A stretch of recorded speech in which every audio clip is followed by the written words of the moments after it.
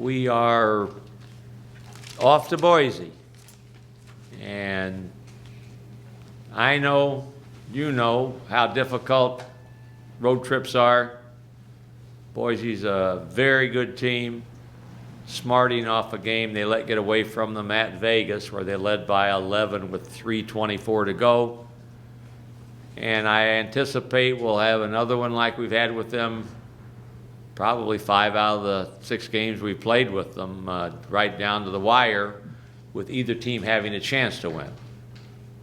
We are cautiously optimistic on Josh Davis.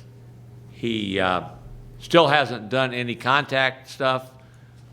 We're hoping that he will practice for us on Thursday or Tuesday in preparation to be able to play on Wednesday. But I would say he's iffy, and he wants to play, so hopefully we will be able to have him play. He's our best rebounder. Boise's the best rebounding team in our league. If you look at the statistics, they are the best rebounding team in the league. And Watkins, statistically, is the best rebounder in the league, averaging 14 rebounds a game, almost 7 offensive rebounds a game. So we need our best rebounder in the game. Proud of how we're playing. Look forward to continuing to find ways to win, which is what you have to be able to do. And every game's a little bit different, and this will be different from our 1-point victory here at home when we played them the first time. I got great respect for Coach Rice and what he's done. 5 starters back on their team, as you know, from a year ago that went to the tournament, that beat us at their place last year. So we know that it's a slippery slope, but we're ready to keep climbing. Anything? Coach, in regard to Josh, so you're saying if he practices today, then he will play tomorrow? Is that kind of how it's going to look? We'll see. Josh, on Monday, ran, and he said that to really plant and stop, it was still concerned. Went last night over and worked on that machine where it takes all your weight off of you and ran and felt good today. The most encouraging thing for me is Josh says, I'm going to be ready to play. And leading into our game with Colorado State, he said, I don't think I'm going to be able to play. So we'll see. Even if he doesn't practice the day before, and he says, I'm ready to play on Wednesday, we'll play him. So I'm hoping that one way or another he'll get some time in the game. Without him, Steve, what's your plan, or does that really make it even that much more competitive without him being able to be in there? Well, it's pretty competitive with him in there. We'll go with what we did against Colorado State. Akil Quinn would start. It takes away your bench strength now. You put a guy that's done well coming off the bench and give us a spark till he's in your starting lineup. Dwayne Polee, who we've not talked about, who came up sick right at game time, appears to be better. So I think we'll be for sure healthy with the possible exception of Josh. But what we have to do is say, okay, we don't have Josh as many minutes as we would like. Now we're a little harder to guard for them. We've got another perimeter guy to stretch the floor, move them away from the basket a little bit. So we've got to say, how can we turn it into an advantage for us when we have a little smaller lineup out there? Coach, can you talk a little bit about the streak that you guys are on, and at 18, the momentum that you guys have going in and continuing forward right now? We have a good team, and we have a team that has won close games, and when you win games, you feel good about yourself. When you win close games, it breeds confidence when you're in that next close game. We've been here before. We've done it before, and we're going to find a way to do it again. You can't get complacent. You can't say, well, just because we're going to win. But it makes you feel good about yourself when you look up and it's 4 or 5 minutes to go and it's a 2 or 3 point game, that you're going to find a way to win. We're led right now, as everybody knows, by Xavier Thames, who's playing at such a high level that he makes everybody else better, because he will be number one on everybody's opponent's whiteboard. Do this to stop him. So you got 3 sets of eyes on X, and it helps somebody else get open for a clean look. But we've had good play and important play from a lot of different people, both on offense and defense. The stat that nobody talks much about that I brought up, that Mike May discovered for us, is huge. We are taking more free throws than anybody in the country compared to how many we're giving up. And we did that again with Colorado State, who's a lot like us. They make more than their opponents shoot. And we did a blitzkrieg on them at the free throw line in that game Saturday. And we have to continue to do that. Obviously, we want to shoot better from the line. But we're getting there a lot, and as long as we get Xavier there often enough, I think the percentage will be okay. And that's a big, big piece to what we do. Find ways to get to the free throw line. Coach, the commentator on the broadcast last week kept bringing up the trouble shooting the basketball, and he said, I think his quote was, "This Aztec team lives dangerously." Who said that? The broadcaster, that wasn't Quiz, I think it was the color guy. And he just kept saying, yeah, this Aztec team was dangerous. Is that a concern at your point? I mean, you've been winning, so I mean, shooting the basketball, you guys have been having a tough time. Is that a concern? Yeah, we want to shoot better. We need to make more open shots. A lot of teams in the country say the same thing. I heard some guys say, and I try not to listen to talk radio because it's a lot of craziness.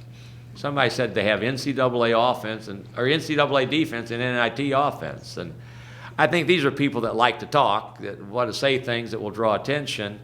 We're pretty good offensively. And I reference getting to the free throw line. We're one of the better offensive rebounding teams in the country. That sometimes negates missing 3 shots, because sometimes we get 3 shots a possession, and that wins for you too. But yes, we want and need to be better at making catch, shoot, open shots, and hopefully that'll happen. It was good to see Matt Shrigley, even though he was a step inside the 3-point line, make a perimeter jump shot. AQ has been able to deliver, X has been able to deliver, so we just need to say, okay, we've got to find ways to make more open shots, and we're not the Lone Ranger in that affair. And really good teams that play other good teams, defense sometimes wins the arm wrestling match. They take away your strengths. We all do, and that's what happens in league play in particular. So I'm hoping we shoot 80% against Boise at their place. Coach, what is it about Boise that somehow makes you guys, every time you go against each other, it's always such a closely contested game that kind of goes to the very last second? I said to Leon Rice after last game, I said, well, should we expect anything different than what happened? We're 17 ahead or 18 ahead. We're 26-8 ahead. Marks hit a 3 at the end of the half to cut them to 8. We're 13 ahead with about 5 minutes to go, 4 or 5 minutes to go, and they would not go away. They have the ball with 20 seconds to go, down 1. But we've had games like that. Again, Mike May, a 1-point loss, a 2-point loss, or a 1-point win, a 2-point win, 2 3-point wins, and a 4-point win in our victories against them. It's just 2 teams that compete hard. I like their team, and they are hard to guard also. I believe they're the leading scoring team in our league, and they can score inside and outside. Watkins is the player who has played at such a high level this year and getting better in league play. He's really elevated the offensive success of this team with his scoring and rebounding in the post. But we've just had close games with them, and sometimes that happens. We've had that with Vegas a lot also, and makes for excitement for the fans, and it's unnerving for the coaches, but fun basketball to watch.